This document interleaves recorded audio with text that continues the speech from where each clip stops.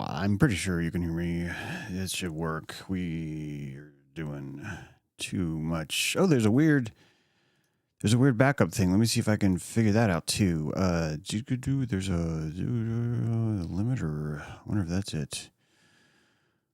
if that's it. I'm getting all kinds of interesting errors showing me. There's Maine. Wait, why is Maine that way? Guys, you should not be watching me today. Oh my God, everything's broken. Everything is broken. Why is that? Why is that happening? We streamed radio last night. I'm pretty sure you can hear me. Is the audio low? Oh man. Yeah. You know what? I don't think we're gonna be able to do stream. There are so many things wrong right now. One of which is I'm trying to get us onto the. I'd love to get the audio. I wonder if I do these things down. Boot up louder when. Now this is good to know, Nate. This is a perfect time, guys. How do I get the camera back on? First of all, if you have something to do, you might have some technical things going on here. I honestly wasn't expecting that to be the case, but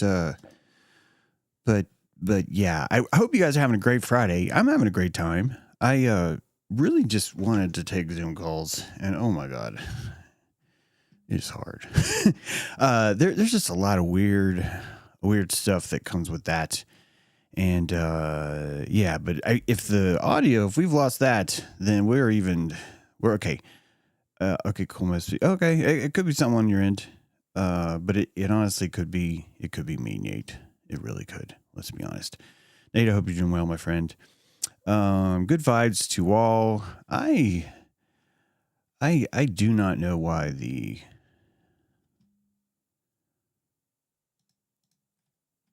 camera. Honestly, I'm like stumped. I'm just like, wow, this is fascinating. So switch to video. Oh, hi there. Hi. I'm wearing the same shirt. I've been putting a lot of hours into getting nothing done. I don't want to rant, but do you know how many times I've had to listen to some guy named Chet introduce himself and how you're trying to learn a new piece of equipment, and if it's AV, the people that want to tell you about the equipment, they spend a lot of time focusing on the quality of their voice, their set, the lighting. And then because they did all that work, they're going to want an intro. So then you've got like a 90-second intro. You could call me hypocrite. I got a 3-minute intro, bitches. So the whole time as I'm suffering the pains of Chet, I know what's going on. I'm looking at myself. It's the exception is the inception. It's the inception to the rule is what it is. And so, I have to laugh at that. Some of you guys are like, why do you have an intro? And some of you guys are like, where's the intro? And some of you aren't guys. You're like, I don't associate that way, guy. And I'm just like, well,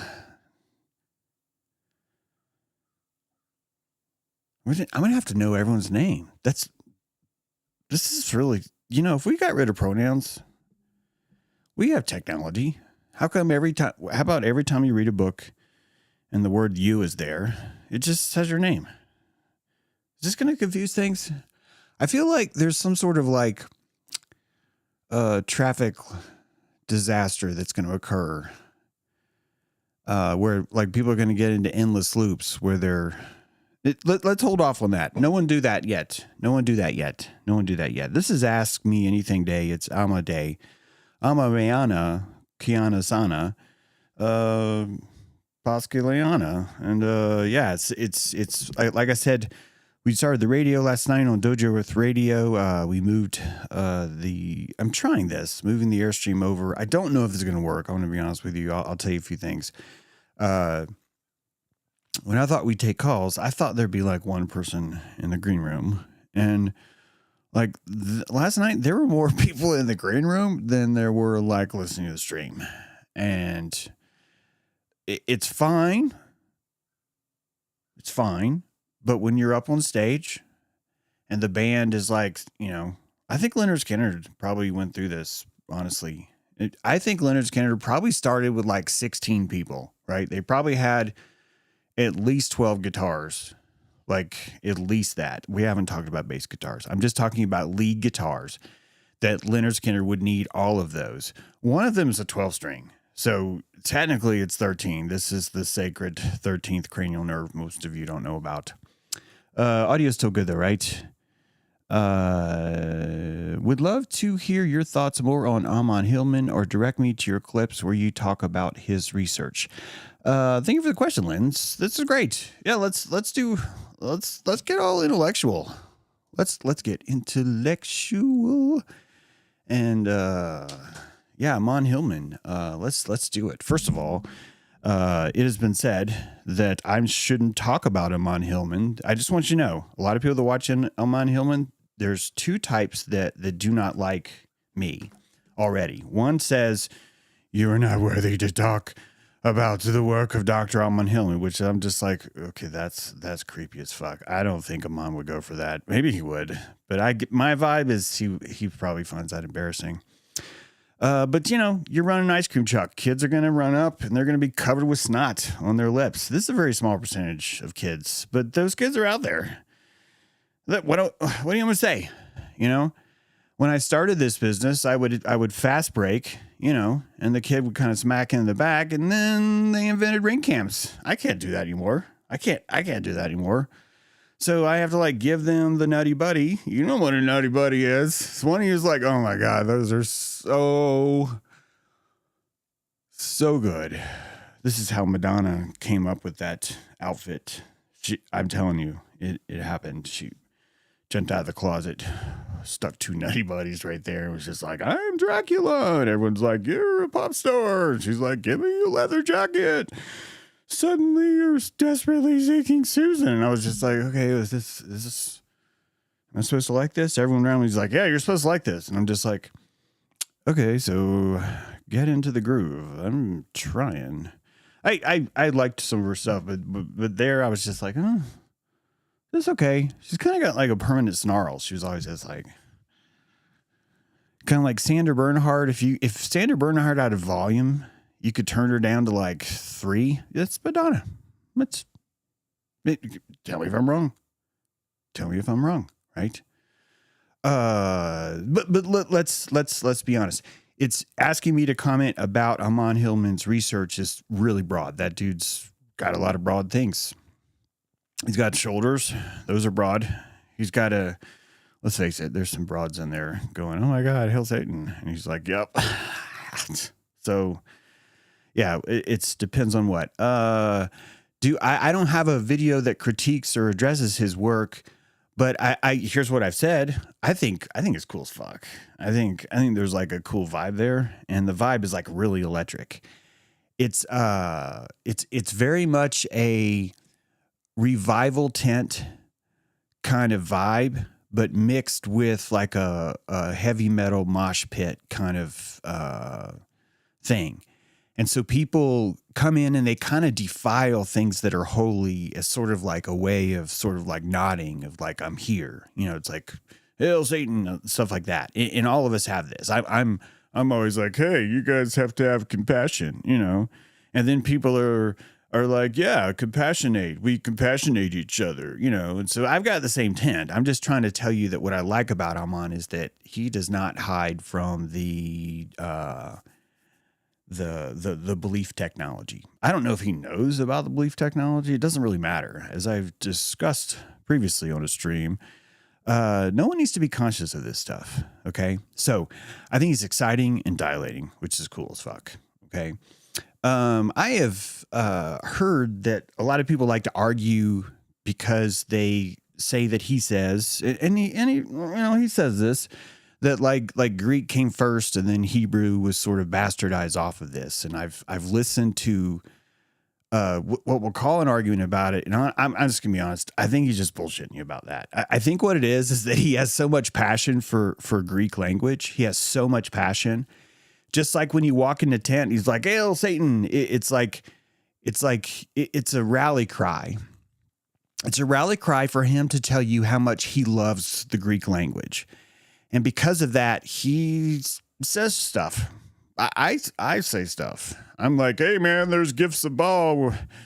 Let me tell you about gifts of Baal. And I explain how the early idea of dropping a kid off to Moloch wasn't like we will worship Moloch and he will lick our taint holes and our undercarriages will be moistened by the tongue of the devil and we will drop these children off as payment. It wasn't that. It was like, I can't fucking keep this kid. I was terrified it's going to die. I don't even know how to do it. I'd rather be a slave.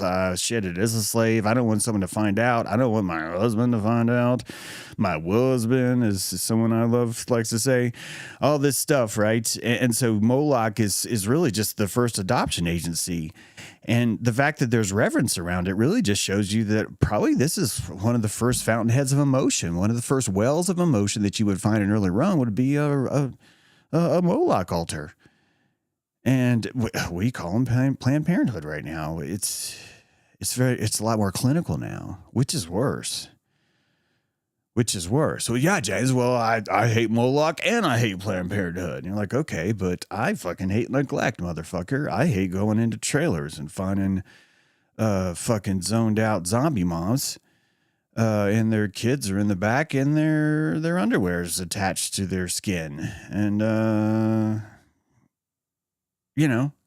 how's your laissez-faire? Everyone's natural anarchy, natural law. How's that working out for you? The answer is it's not, because it's now tearing you apart, because you're like, well, I have to embrace the freedom of doing it all. I'm getting off track with Aman, but it's just, there's no hypothetical elite here, which means that if Aman is telling you that Greek comes first, I just think he means, in my mind, Greek comes first. That's what I think he means. So there's that.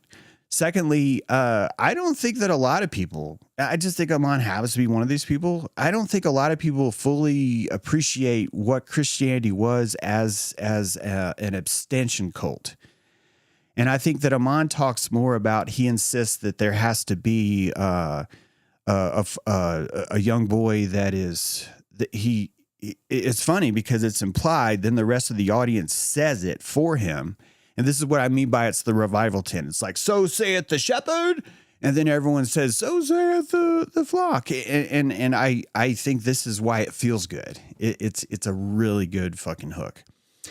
You're also hearing Greek. It's very sparse, the way the sentences are parsed. So I wish that I would find it more valuable if he would actually write the letters and then the word that he's saying it means in this context, because that changes a lot. So I think that would be super helpful. But him not doing that, I think, is an aesthetic choice. I don't think it's anything else. Is this helping? Do you guys enjoying this? Because I don't want to I don't like talking about it. If you want to check out a stream I did, look for the stream with the gnome flipping off. It's called Calling Jesus a Predator. And I really just discuss, I don't want it to be looked at as I'm against Aman. And even then, when I was saying, hey, I think he's wrong about this, all I got was comments like, you're not worthy to discuss this. And it's like, oh, that's fine. Okay.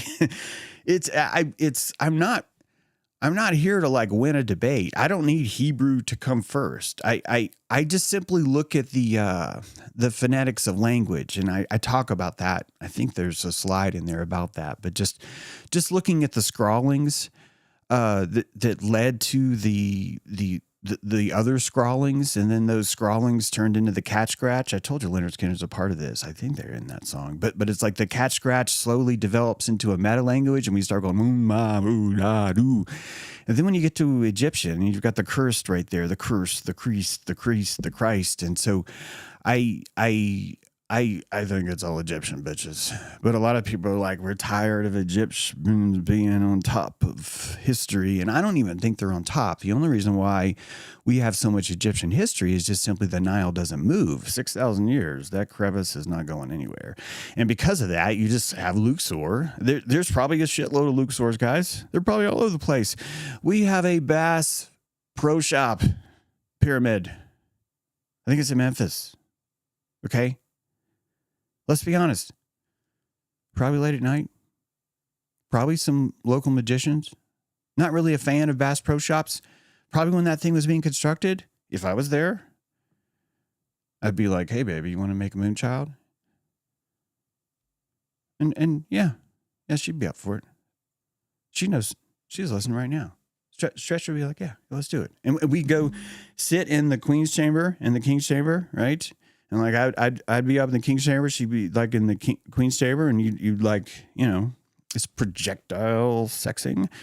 And, you're going to make a moonchild baby because the architecture of that. But see, that building's going to go. No one's going to know that. So the fact that Egypt is there is, it's serendipitously a crystal. Sorry if I'm being vulgar, but I'm just trying to be funny. I hope this is funny. I hope you guys are having a good Friday. But to me, the Egypt isn't sacred because it's the oldest. It's sacred because the shape of the terrain of the earth keeps it sacred. And that's why I think we're hallucinating our spine. And Aman doesn't go into that kind of cosmology, at least not that I'm aware of. So I can't really comment on that. I just see the world very different. When I watch two historians try and buck it out, and sometimes Aman kind of wears that historian hat, I just get bored. I just like, why are we arguing about this? And I think the reason why we're arguing about it is because it's fun for two different factions of church to fight each other. Guys, everything's a church. If this is not an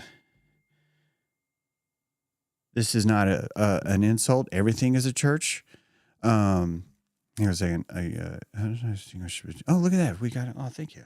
That's a great idea. That's great. Oh, okay. Perfect. Good job.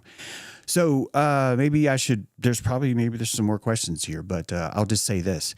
I think anyone who's looking into the past is fucking kick ass. And if anyone disagrees with the theory, I think that mythology and history are just a blurry line. I've talked about this before. And so Elvis will eventually be a mythology. No one people will laugh that Elvis was real, but he will be in the mythology. You just have to wait long enough. That's all I mean. Einstein's a little bit closer. And so the perfection starts to set in. This is why I don't really give a shit about the history. I think the slave cult of the Yazoo, it's kind of hard to argue against that, how old that is.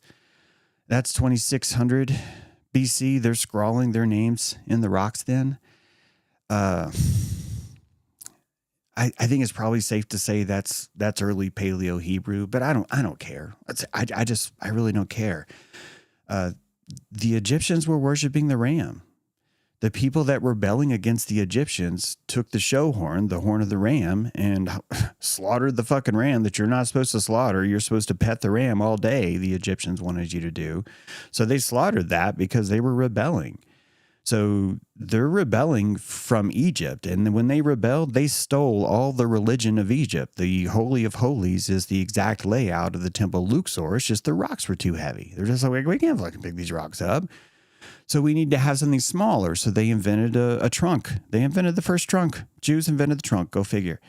And they put their sacred dildos in there. I'm not even being funny right there. They literally took the symbols of their early pre-epistic worship. I think Aman would enjoy this dialogue. I don't think that he would necessarily disagree with this. So if I sound like him, forgive me. It's just, this is what I wrote in my last book. Really, the religion that birthed all of this was Priapus. And this was, Mem was the big black Egyptian dude that just had a giant freaking phallus. So look it up. That's literally his only image. And so the worship of that, when you think about Pompeii and the dudes that are caught, and they're caught what looks like playing with themselves, they're not playing with themselves. They're invoking high magic. But because we have such a weird taint about all these things, we have to cleanse it all. I really think that I've hit on something profound and important. And it would be great if an audience as large as I'm on would consider this, that Medusa is our reaction to syphilis. And because of that, this is why it started off as a female cult. Christianity was a female cult because the nuns were preserving their hoo-hoo, giving it enough time to rest, to lay fallow, kind of like Dojo Earth Radio. You have to let it lay fallow so then it can receive worshipers again, because the worshipers are coming into the Ark of the Covenant, the Migdal, which is almond, the sacred tower of the hoo-hoo, causes the man to feel the ha-ha. And that this is really just the name of God, Yahweh, when you open up the Ark of the... Guys, all this is covered in my book, Ark of Baphomet. We've got detailed streams about this. You'll have to go to... maybe I'll put a link in the comments, but I put a lot of effort into editing those videos to show you that. And I think that it's enough to show that I could just hang out next to Aman on a shelf. And if some of you were like, well, Aman needs to be on a higher shelf, I'm like, that's fine. I seriously, I don't really fucking give a shit, man. I really don't. I'm not going to be probably as titillating about the drugs, because I don't think that our consciousness works the way it does now back then. So typically when I hear someone saying this was all drug use, I'm just like, that's too bad, because when you look at the genetic structures of the lotus flower that we found, we're able to look at the actual psychedelic signatures that causes in our brain. And today in our consciousness, that would not, it wouldn't do anything. It would do nothing. This is why I have this idea that we learn to see blue. And so when I hear him speak about the sacred purple, I think it's really more of a mark of the priest, because these guys could distinguish the color while everyone else saw it as brown. That early consciousness was a lot more colorblind. If you're colorblind now, this is not an insult. This is just how each of us choose to grow our roots in different ways. You probably have some seriously sick fucking hearing or smell, honestly. That it just ends up coming up in different ways. But if you take it back and look at the root of all the colors of all the words, you'll find that blue is a complexity. So is orange. So is purple. And that purple would be a new thing that only a few people would see. The pharaohs saw the same thing. They were able, for whatever reason, early pharaohs were able to close their eyes and see the opposite color.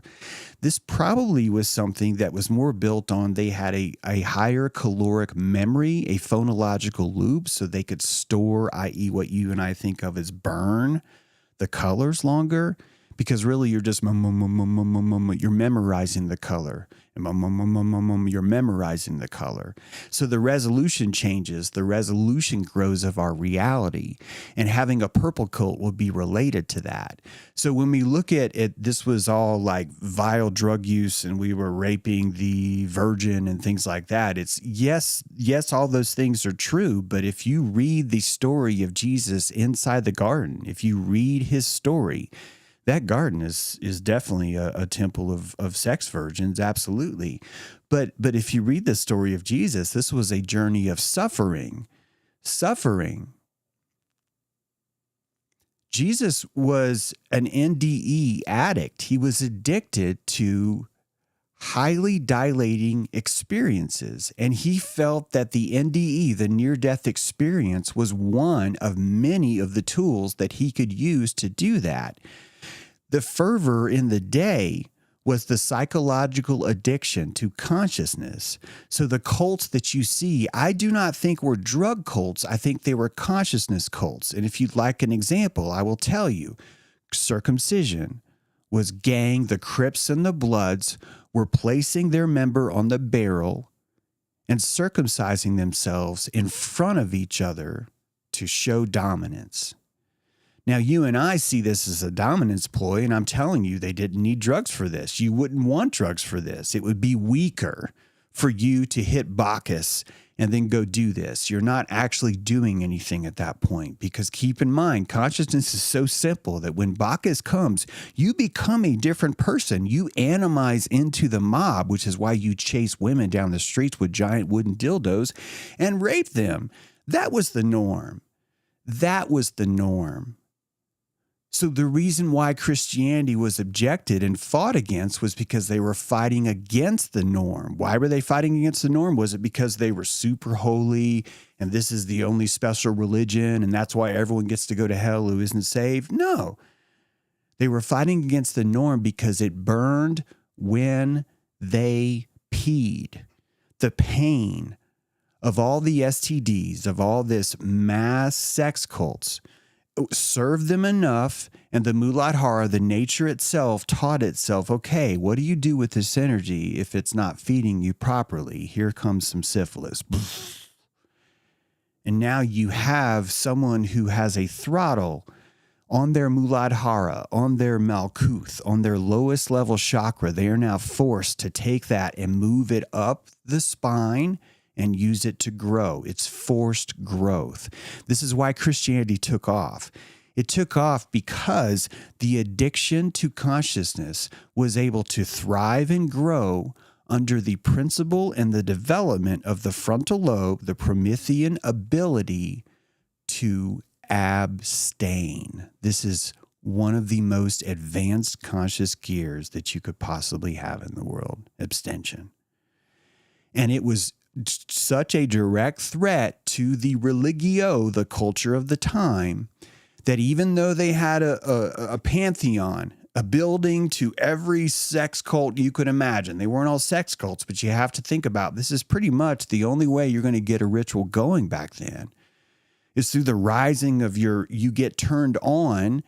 And that prana turns on the religion. You put it into the house, just as Aman Hill's like, hell, Satan. And he's building the prana of what it feels like to watch Lady Babylon. And this is good. These are yurts of prana. And each of us have different styles. And he has a much more popular style. People are just like, this fucking rocks. And I am fucking down with that. I'm a classical guitarist flamenco dude that's like hanging out in the alley.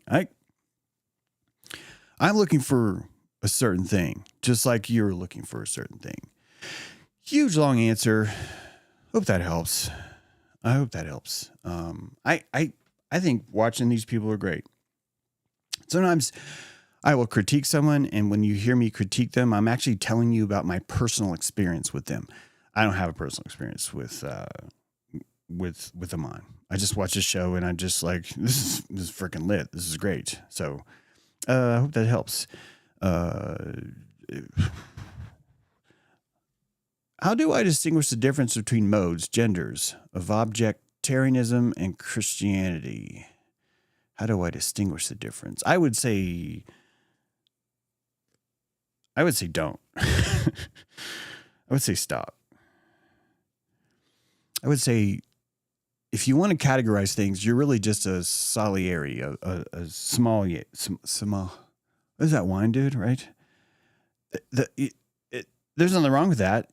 Do it as a hobby. Make it as a hobby. I don't think everyone has the. You get to kind of own a religion more if you claim the hypothetical, that you have an accurate representation of the hypothetical, and then you hope everyone.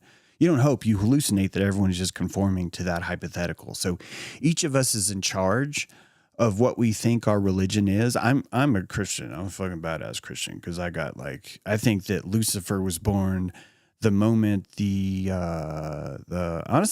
moment the boy, the scantily clad boy who was wrapped in muslin, in gauze, basically.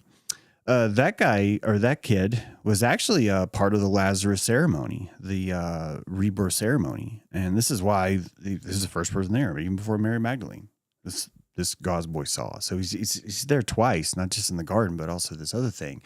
By the way, I don't like telling you this, but because I purposely think you're going to just think I'm trying to be salacious. I'm sorry, I'm going back to this. I think that the suffering that he did in the garden where God forsaken him, that's God. That's the Peter, his Priapus, forsaken him, which means he went to the whorehouse, the house of almonds, and he was forsaken.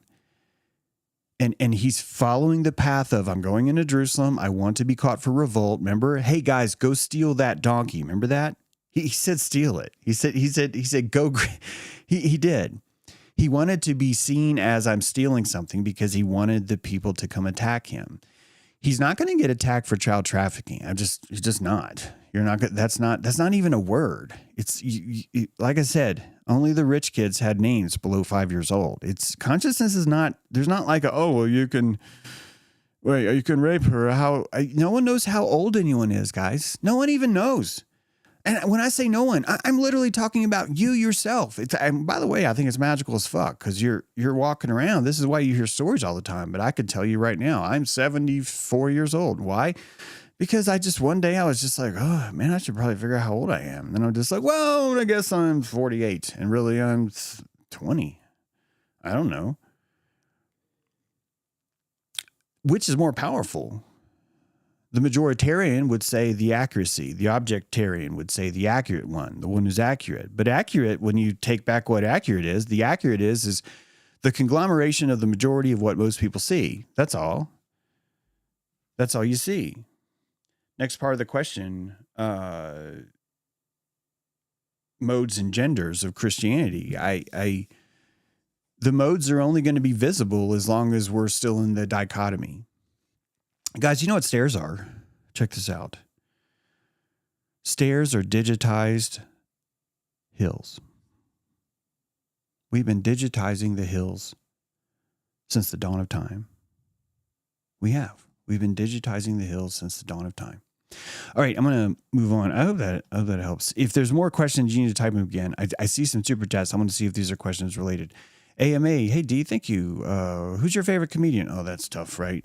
I'm going to have to say Mitch Hedberg, but seriously, there are so many. I just really I just really send my love out to the Dufresnes. I think it's important that we understand what happened that night at Olive Garden. A lot of this isn't on the news, but the Dufresnes, their bodies were discovered curled up in the banks of the river. There's a river park not far from the Olive Garden. And the Dufresnes had taken a stroll and, well, a sinkhole had opened up. It turned out there was some shoddy construction. The civil suit is still in courts right now to this day. There's arguments over whether the contractor didn't apply enough rebar versus the landowner themselves using some shady tactics to get a building permit. Either way, the Dufresnes didn't make it that day. I'd like to think that the people that took the Dufresnes table and didn't care, I'd like to think that their breadsticks were cold. But let's face it, they weren't cold. They were hot and delicious from Olive Garden. Olive Garden, da-da-da-da-da-da. Taking your kid to eat linguine, 'cause you want some wetness, but you don't like sitting in public not saying anything, so you have the excuse to eat food, and you're getting witness. Yes, yes, yes, you are feeling important, 'cause a waiter is saying, how is everything? And you're like, oh my God, everything is great. Oh my God, what just happened? What makes you laugh more than anything else? Just people. I freaking love people. Seriously, my favorite comedy is people, if that helps. What can shift your outlook from, say, grim to uncontrolled laughter? Calories. The answer is calories. This is why I think you really have to pay attention to your sorries. Are they really meant? All the times that you lean over or take a knee, but you think you're doing it for the God of humility that never says thank you. That's kind of weird. But really, you're just gutting yourself and using the excuse of someone else to allow you to gut yourself because they'll feel sorry. It's a way of tucking your tail between your heads. So the answer is there's no choice. All you can do is have more calories, guys. That's all you can do. That's all you can do is have more calories. This is why I stress being good to yourself. If you are good to yourself, you're going to notice your shitty language more. You're going to notice your shitty posture more. You're going to notice your shitty attitude, your shitty beliefs, if you're good to yourself. Most importantly, when you catch yourself in a shitty attitude, this is not an opportunity to gut yourself more. I know a lot of us like to take that opportunity to gut ourselves more, but honestly, when you catch yourself in the shitty mood, this is where all the magic happened. You just caught yourself. You just caught the leaf in free fall and you said, oh, look at this. I'm in a shitty mood. You didn't say, I curse myself for being in a shitty mood. You say, oh, look how adorable I am. Why am I in a shitty mood? And you're in a shitty mood because you can't find scissors. And you're just like, what the fuck is wrong? I'm in my 40s. I'm in my 50s. I've bought 12 pairs of scissors. I still can't find a pair. Where the fuck are they? And they're in the house. You know, there's 7. You've put them in just really weird ass places because you're just like, you know what? We'll put one here too. And here it is 8 months later. You still can't find them. And you're distraught and you're destroyed by that. Then you get to step back and look at the scarecrow and it's funny because you're like, this is, I got took down by scissors. Like, that's all it took. This is funny. This is why people are funny. They're funny. So it's all calories. It's all calories, though. I don't think that it's a mental judo trick. If you're there and you're really okay, so here's the mental judo trick. If you're there and you're noticing things are shitty, I think you need to take a nap. You need to go take a nap. You need to go, you know what? I should be enjoying this shitty moment. It should be, I dream of scissors. And you lay down and singing is powerful, you know? You sing a little song. Oh, scissors, where art thou? Thy shears are missing, and stabby, stabby, the finger holes are waiting, but they are empty as I am not home. Shall we divorce, or shall we try and work this relationship out? I call for you, scissors, where are you? And as I'm doing this, I'm looking for the scissors. This is why I live alone. I can do this stuff. When I do that, I'm sorry, I crack myself up. I just start having fun. I just find the disaster kind of beautiful. It's just, you're just sort of like drunken Wu Tai master, you know? You just kind of fall into it. When someone calls you a name, I have trouble with that sometimes, but when someone calls you a name, you have an opportunity to do that. And that's the way you do it. Is there no, oh, these are great super chats, guys. Thank you. If there's more AMA, I don't see it. And, I don't even know if we need it. Yeah. When you live alone, you get to blame yourself for everything. I think this is better because honestly, when I was living with someone else, it was really difficult to know what was my fault. I'm not gonna lie. It's really difficult. It got harder, not because things were the fault, but it felt like I was really the only one that was sort of like, hey, this is something we could improve on, like that. And then when someone comes over, I really just look around my house and I'm just like, no, it's me. It is. Holy. Yeah, it's me. It's all me. And that scares me. It scares me, and I don't think that enough people are scared. I think I'm supposed to be scared.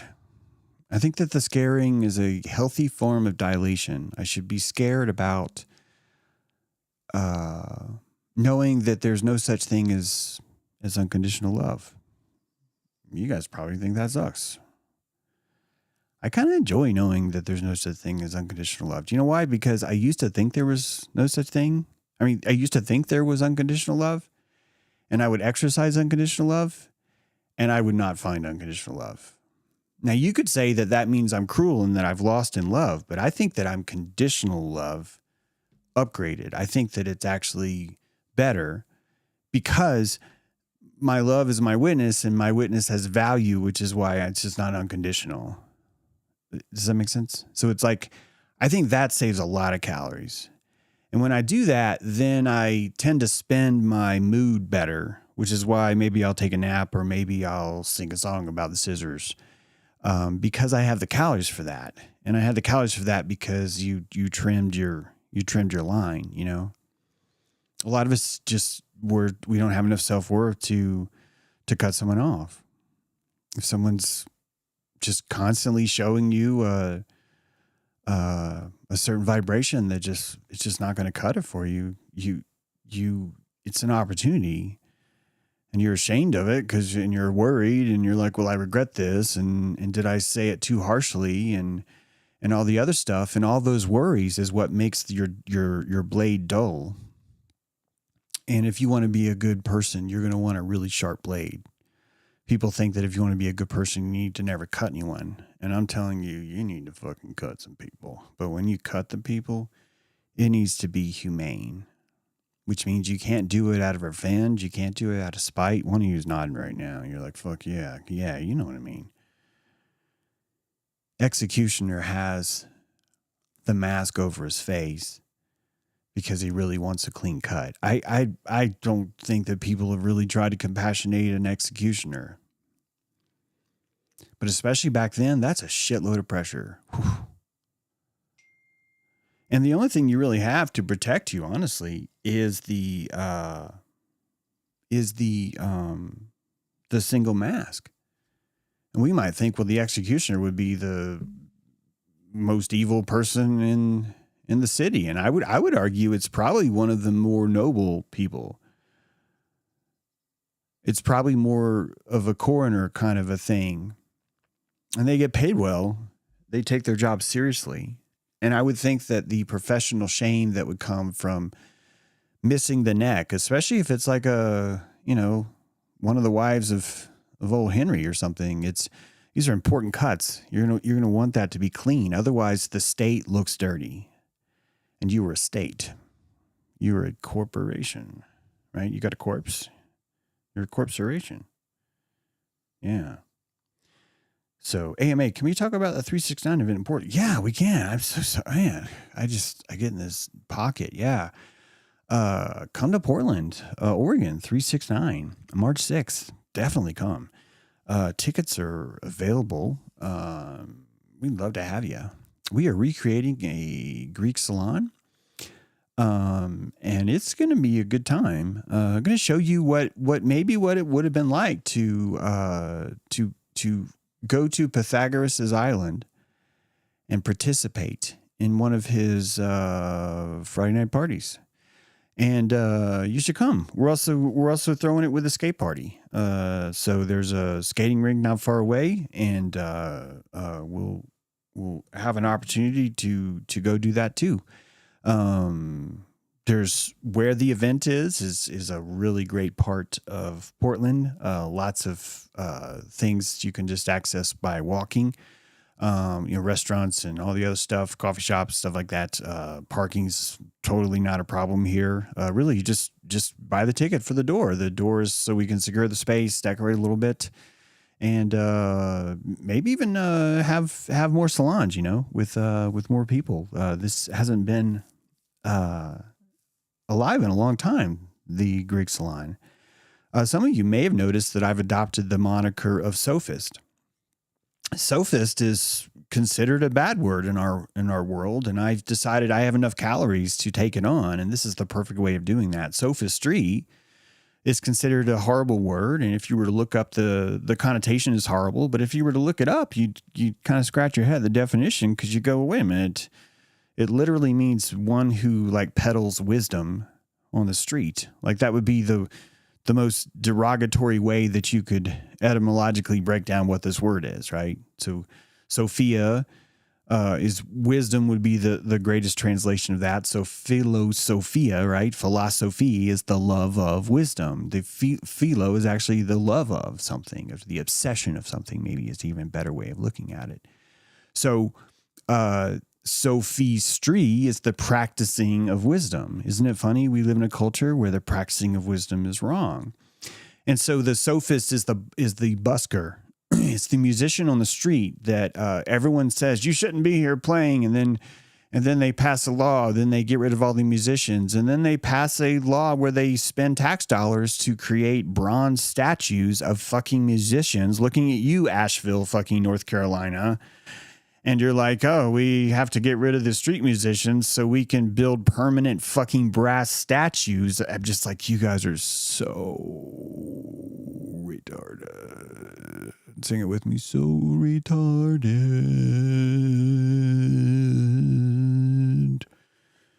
It's all of us. It's not just Asheville. It's all of us. We are working as hard as we can to stop as much music as possible. We want Clear Channel. We want one. We want a single channel. Georgia satellites playing 24/7. 24/7. My tangents are fascinating. Thank you, Linz. I appreciate that. So yeah, I would love it if you guys would come. It'd be great. It'd be super duper. Also, I'd love it if you would subscribe to Dojo Earth. We did a radio show last night. I'm working through a lot of equipment issues. I apologize. That's why I don't have like a more formal show, but I hope you guys are having fun. I think you are, because there's super chats coming in. You guys shouldn't be encouraging me if not. By the way, the Dufresnes are not accepting flowers because it's been like 15 years. Okay. But they do have a scholarship fund.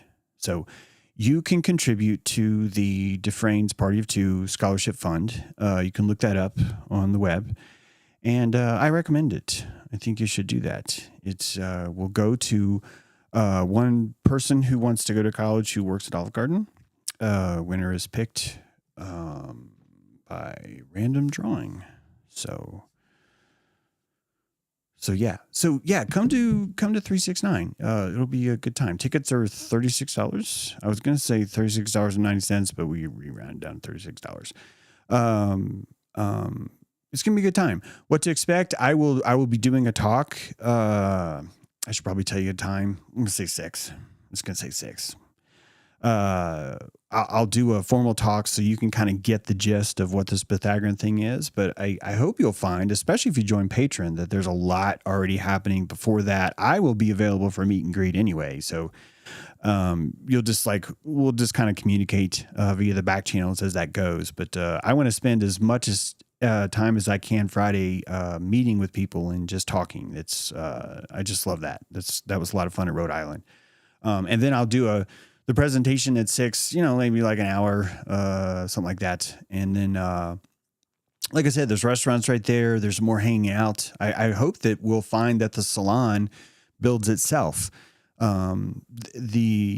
There's a masking ability that happens on the Pythagorean circle where you can listen without necessarily seeing each other. And this is something we're going to play with that I think is going to be interesting and a lot of fun. So would love it if you would join us. If you also just want to help the show, feel free to buy a ticket. Some people have want to come, but they could use a miracle. We call these miracles. And if you want to buy someone a miracle, that would help a lot. So yeah, if you want to help the show and we're looking for something to do, you could buy one of those tickets right now. I think that on YouTube, there's I'm pretty sure there's a link that just shows you that, but it takes you to the places. Okay. So, yeah. Oh, why is it 369? Because, if you do the numerology, right? March is 3, March 6 is 6. And then 9 is, if you numerologically break down 2025, that's a 9. And so that's every 9 years is 369 day. Only happens once every 9 years. And that's called something every 9 years. Do you know what that's called? It's on the t-shirt. If not, I call it a t-shirt, but I don't actually think we ordered t-shirts. Guys, I'm kind of nervous about this gathering because the last gathering, man, there's so many good people. And I want everybody to have a good time. I want you to show up in your spine though. I don't want you to, this is for us just a meetup. It's a meetup. Okay. It's just that we have a really cool space that we can do it in. We get to do stuff in the space. There's a lot of stuff we can do in the space. And that's really the only reason why the ticket's there. It's really just for that. It's just that in order to get the space, you got to clear it out. You got to get everybody away. You got to clean the space after. Then you got to decorate. You got to set it up. You got to have insurance, all that stuff. So this is really why. Otherwise, it'd just be a meetup for patrons. So if you're not a patron and you don't want to join Patreon, this is a great opportunity to come meet some really cool people. It's in Portland, Oregon, not Maine. And yeah, would love to see you there. Would love to see you there. I'd love to get t-shirts too, Port of Honor. I think about this all the time. I tried to get t-shirts, and I'll be honest, there's so much to do. I set it up to the Shopify, and then I Googled it. It's like, who's the best and all the other stuff. And I picked the one that seemed to be the best. And instantly they're like, okay, now you need to select one out of these 24 choices of white t-shirts. And I was just like, okay, well, I can't touch these t-shirts. How am I supposed to decide? These are all pictures of the same white t-shirt. And no, apparently they're all very different. I just have to figure out how they're different and then decide which one's better without putting it on or touching it. So then I'm just like, I don't know what to do. And then I'm just like, James, you're supposed to feel good about this. See, this is what I mean by I catch myself. I'm just like, why are you not enjoying this? And I was like, you know what? I'm going to enjoy this. And I was like, I'm just going to pick the first one. So I picked the first one. And then I thought I was done. And then it goes, okay, now pick the same thing for girls. And I was just like, oh man. And guys, girls' t-shirts are freaking complicated. There's scoop, then there's V, and then there's like shoulder. It's so complicated, guys.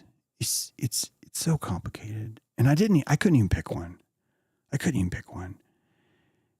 And the reason why I just left is because I scrolled and I noticed that grayed out, they wanted me to do the same thing with the child shirt after that. And I was just like, I just didn't have the calories. I just didn't have the calories. I wish to heck somebody would write in on their magical horse and say, I want to do your t-shirts. That'd be great. And then if you ask me to do it, I'm going to complicate things. I'm the one who's like, hey, you ever heard of batik? And everyone's just like, what? I'm like, batik. And they're like, what are you talking about? I'm like, batik, it's a wax dye. It's not tie dye. It is dyeing, but it's a wax dye. It's much more substancy, and it the outer fringes of the batik causes the shirt to dye. So there's your dye.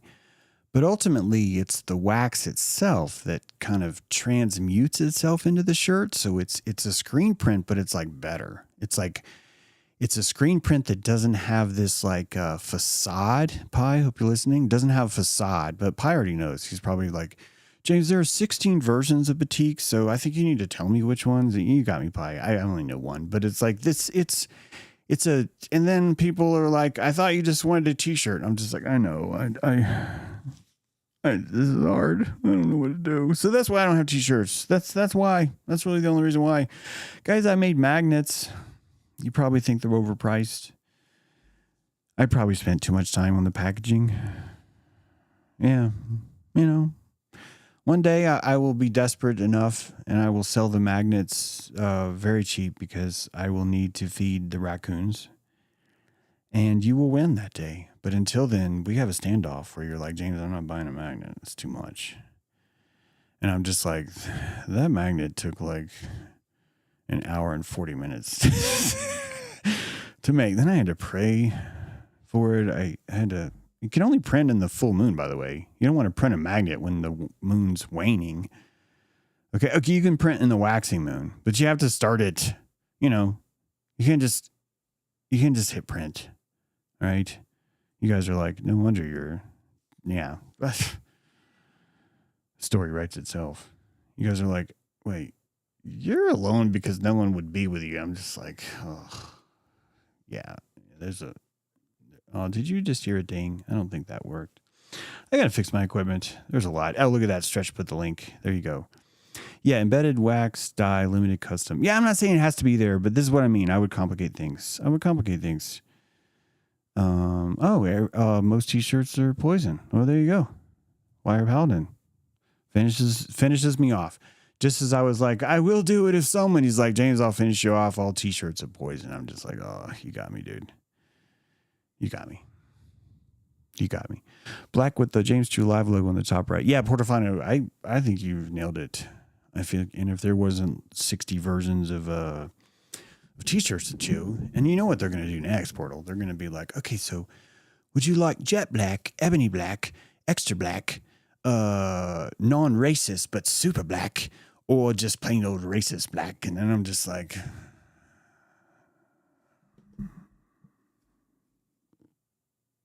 I really want to see the racist black. I just want to see what that looks like. This is interesting, and they'll do that too. I went in a paint store. I said, yeah, I need a thing of flat black paint. And I was impressed because I said flat. She did that to me. And I wouldn't budge.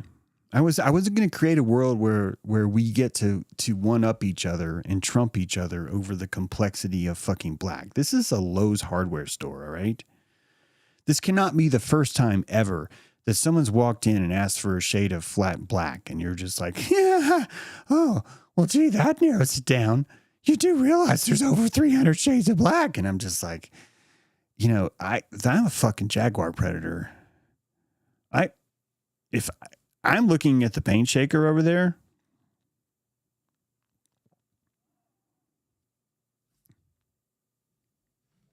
you can avenge the Dufresnes. I'm going to avenge the Dufresnes. All right.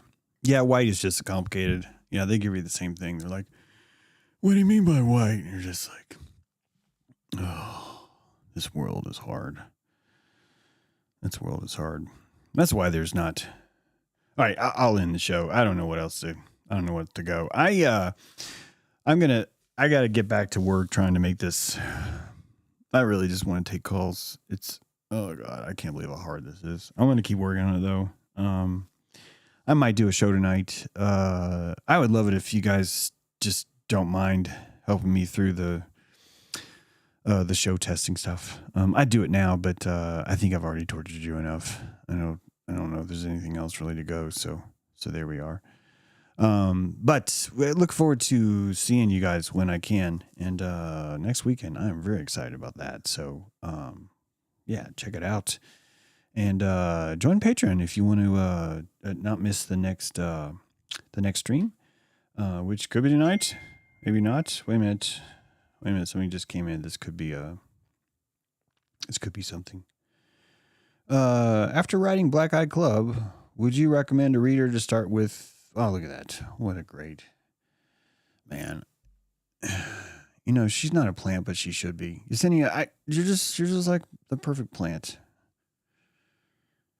After writing Black Eye Club, would you recommend a reader start with Quantum Rapture and then read Black Eye Club? What would you say is the best reader experience? So I don't know because I wrote Quantum Rapture first. However, chronologically, everything in Black Eye Club is before Quantum Rapture, and it kind of has to be. Also, Quantum Rapture is a very earlier version of what I think consciousness is. And so you may notice that it might feel a little bit incongruous if you do read them chronologically in order. I don't think it really matters. There is one character that ties over in between the two, but it's not an important thing that stops you from absorbing the story from either end. The third part of that is definitely going to be set after Quantum Rapture, and it literally turns into the last page of Quantum Rapture just starts right into the page of the new book, which has not been written, so I shouldn't tell you about it. So yeah, I reviews on books are super important to me. They just are. I wish I had more reviews on books. If anything's slowing me down the most, I think it's that. Although I could say I'm making an excuse, but that for some reason just kind of discourages me. That there's like 26 reviews, for example, or 29 reviews. I think that there was a time when I didn't require so much. Like one review, really, I remember how awesome that is. And I'm sorry, I've just gotten bigger. I've just grown bigger. I have a bigger appetite. And the books I think they're more of a hobby because of those reviews. I love writing, but it's hard. It takes so many calories. For me, it's easily the most caloric. I'm even counting going to Costa Rica and like trying to build a dragon. Writing is harder. Writing a book is harder. It just takes so much just to even get into the mode, a lot of sacrifice. And then once you get in the mode, you really can't stop because you'll lose it all. You don't really have a choice. Writing software is the same way, by the way. I'm going through this with this software package that I really wish was just done. It's just all these things have happened. So there's just a lot. There's only so much time we have, and we get to choose and pick what we should be doing. And the live stream seems to be something that is more self-pollinating, I guess, than writing. And I love doing live stream. It's not nearly as hard. I still get to put out the same ideas. And I think that maybe I'm clinging to writing simply from more of just a traditional a romance with a publishing industry that doesn't really exist, if that makes sense. There was a time in my life, I hope this helps. There was a time in my life where being accepted as a writer was necessary for my spine, my self-worth, to be seen as a writer. I have dreams a lot of like going into Barnes and Noble and finding a printed copy of my book there on the shelf. I mean, that's like a legit egocentric, would just tickle me more than anything else. I find my books for sale all the time on thrift books and eBay and stuff like that. And that really touches me. Some of them are just like machine stuff. Those don't touch me as much, but people sell my books that are signed. That really touches me, honestly. That kind of makes me feel good. Maybe it shouldn't, but I think the reason why is because I just want to feel like that the things that I secrete out of my cells, my my ion channels are secreting signals, fortune cookies for Osiris. And I just want to feel a part of things. And so, you watch how many subscribers or how many witnesses you have or how many likes you have, or all those things are the only factor you would have to detect your own speed, your own momentum, things like that. This is why I tend to complain a lot when I feel like someone's maybe hurting my ability to do that. I'll take that really personally because it's just important. I want to feel that I'm making an impact on the world. I also don't want to be taking up a lot of time asking people to tell me I make an impact on the world. So I try and not bring that up. I try and not ask you. Some of you might think I ask too much, and that's fine too. I feel that too. So the way I ask more is I don't ask, and I quietly check when I get up in the morning and drink my coffee, I see how many reviews I have on my book. That's my first thing. And it, just being honest, if anything discourages me to write faster, it's that. I do enjoy the column. I've been writing a column on Substack. I keep them very short. I think it's more like poems. I'm like writing like 3 paragraphs, 2 paragraphs. I've been wondering if I don't know. There's still 100 people watching. Yeah, I'm just talking, guys. I think you guys are probably okay with it. Yeah, let's go find something else. It's not like, oh no, it was 89. Okay, yeah, I could let you guys go. I do enjoy the Substack because writing shorter, I just think it's a new art form. I'm not saying everyone should write shorter. I don't mean that. I think especially as you're growing as a writer, the carrying ideas longer takes a lot of work, like a lot. But most of the writing that I've done, most of my books have been short stories that are conglomerated together. And that is a much easier way of creating, and it takes less strain. And quite frankly, I think it more matches the reviews.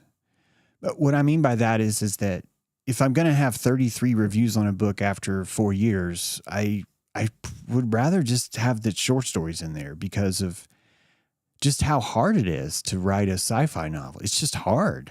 And even now, I wish that Black Eye Club was better. I don't know what I would add, but I know that I feel that people are like, well, it should be longer. It could be longer. And there was a lot that I ripped out of it. And I think I probably, although maybe I'm lying to myself about this, but I think I probably rip out more than other people do. Maybe. I just think that we're in a different time. We're in a different format because there's so many flowers. I don't want to be the only flower on the table. I don't expect that. I think a lot of people do expect that. And so they might end up being disappointed, although some people just still want those big flowers to dominate. So it's like I'm trying to curb my appetite for how much witness I require for encouragement. I hope this makes sense. I really just try and curve that and eat as little as I can.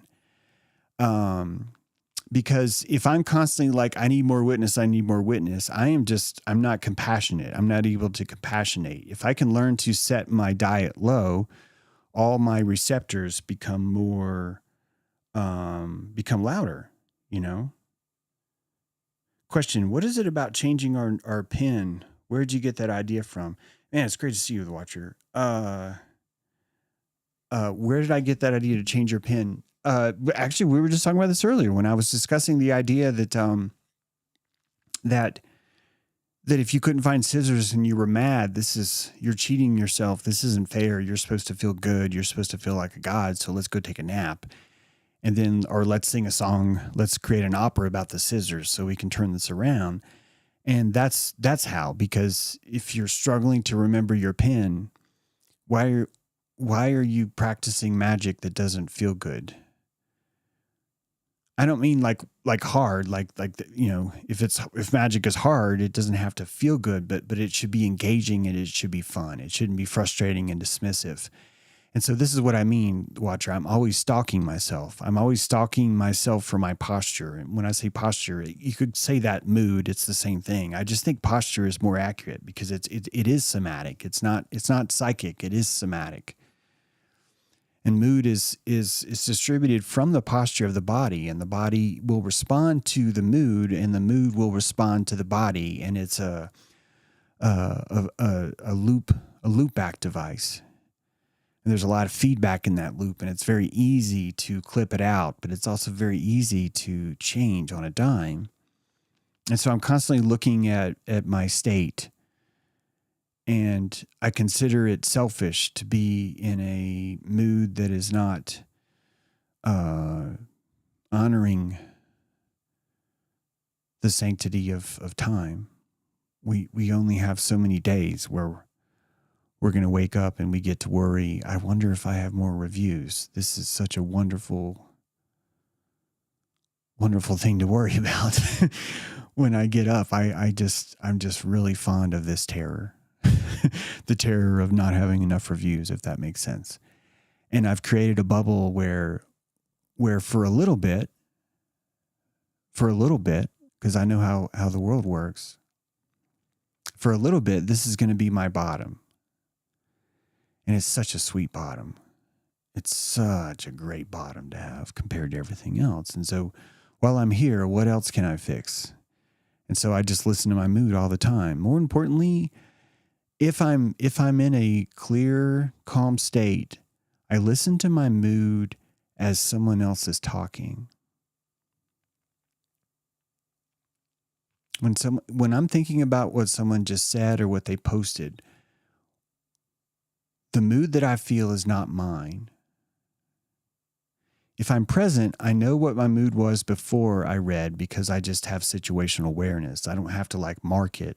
I don't have to open up a journal and say, what is my mood now? Because I'm always remembering my mood, because my mood doesn't need to be solved. It needs to be seen. It needs to be felt. It needs to be understood so that I can see it. It's a rearview mirror. The purpose of a rearview mirror is not to remove things from the rearview mirror. The purpose of the rearview mirror is to notice that there are things in the rearview mirror. So your mood is the same way. So if you are comfortable having a mood, then you get to notice what your mood was right before you read someone's reply to a post.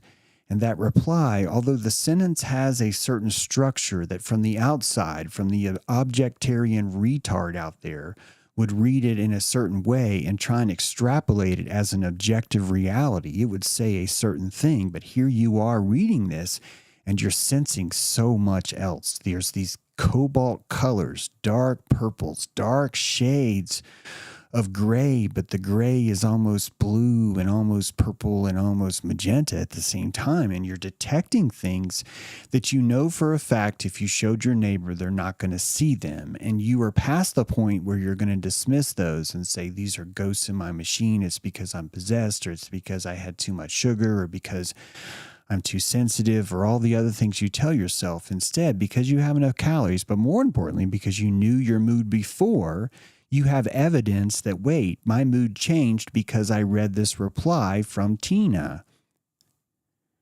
And now you're thinking about your ion channels and your hallucination of Tina. You're not thinking of Tina, you're thinking of your hallucination of Tina. You have an idea of who Tina is.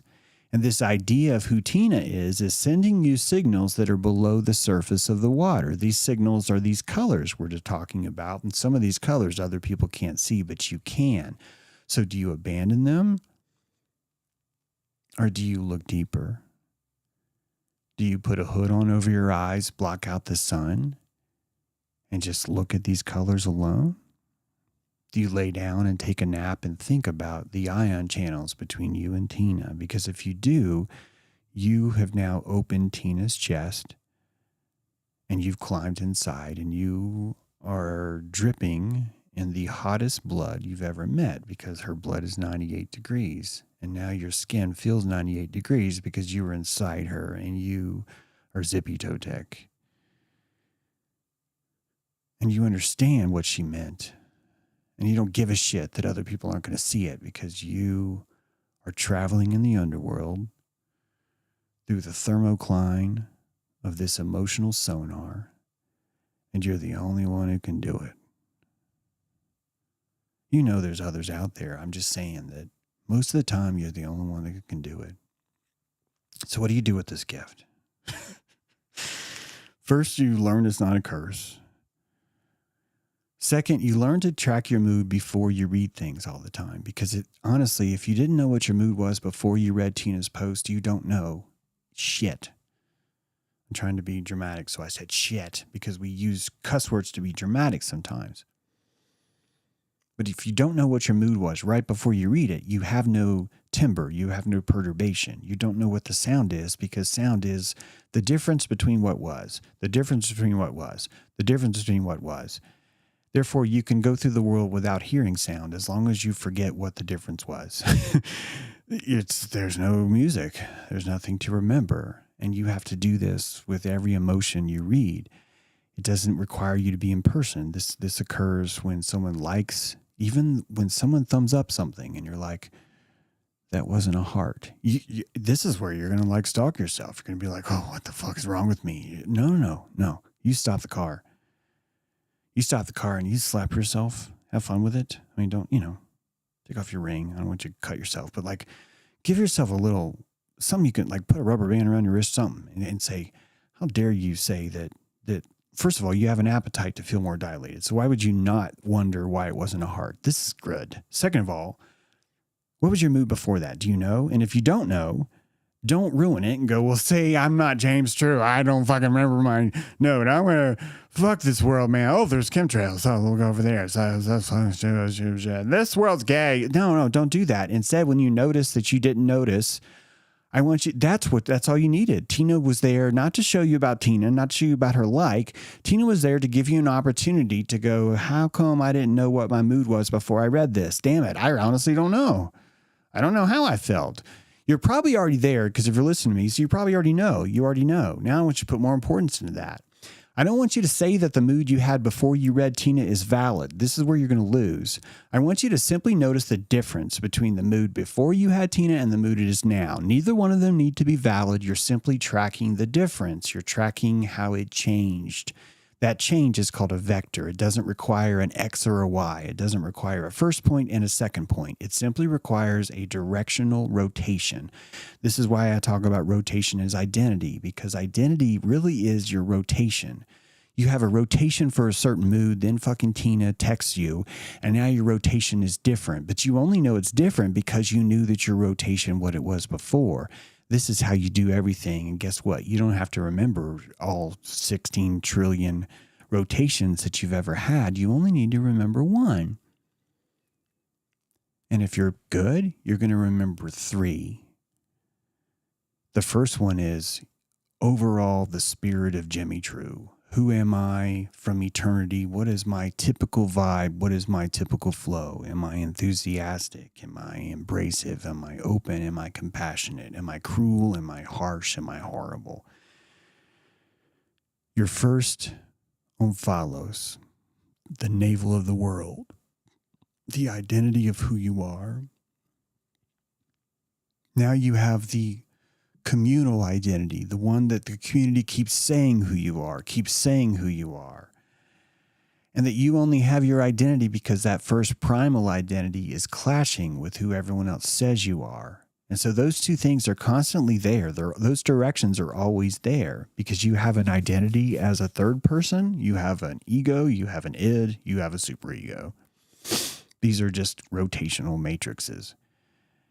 And by remembering that rotation, you're able to see the difference between the two. And all these this is a tricorn needle. It's a needle on a record that has 3 needles, and each of them are perturbating independently. And each of them, it's not important what the frequency is. Stop.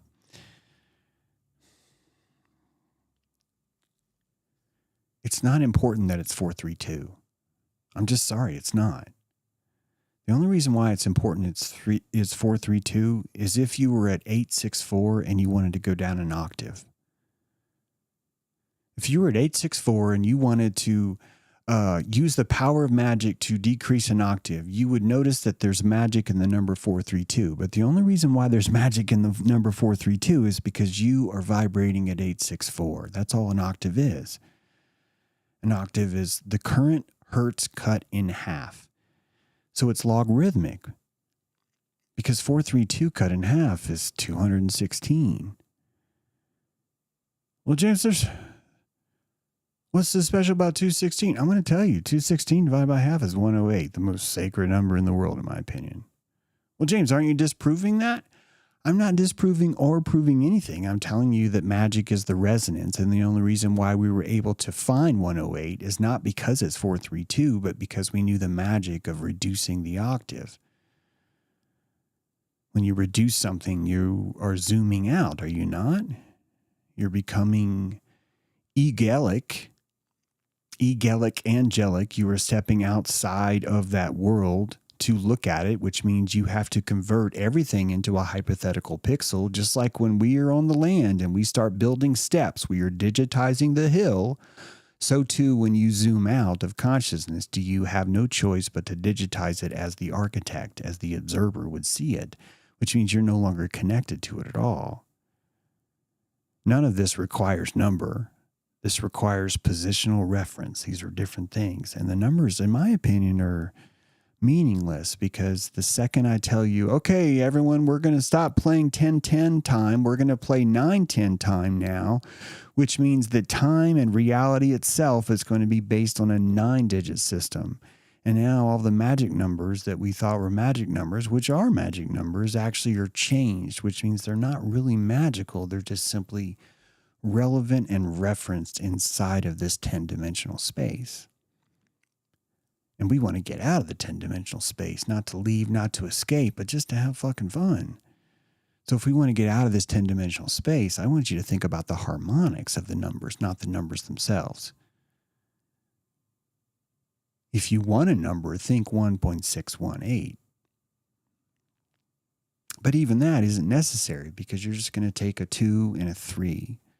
And you're going to divide it by the 4. And those 2 and the 3 and the 4 is just simply going to be whatever number you make up, man. All that's important is that the 2 is half of 4 and the 3 is the half of that 2 added to the 2 itself. And I know it's getting complicated, but I'm just saying the numbers aren't important. It's the ratio that matters. It's the ratio. And the same thing works with your morality. The same thing works with everything, even with book reviews. What is the ratio of my books? Here's how long it's been out. Here's how many people rate it. Quite honestly, the Blueprints of Mind Control is the highest rated book. And it's the book that I... It's harder for me to write to that audience. More importantly, that audience doesn't want solutions. The audience is looking for porn. Everything's porn, though. So I'm not saying, I can't write porn. But it's just that's the appetite. There's comfort, those who are seeking comfort, and those who are seeking change. You know what I mean? Huge long. I'll stop talking. You guys have a great day. I'm not gonna tell you if I hurt your feelings of your favorite number. Please forgive me. I don't mean to do that. That is totally not my goal. I'm just talking. I don't even know why. Hope you guys have a beautiful Friday. I appreciate you. Hope you enjoyed the show. Would love it if you'd join us. Maybe do a call in or something on the Dojo with Radio. I'm going to post the link in chat so you can subscribe. Thank you very much for watching.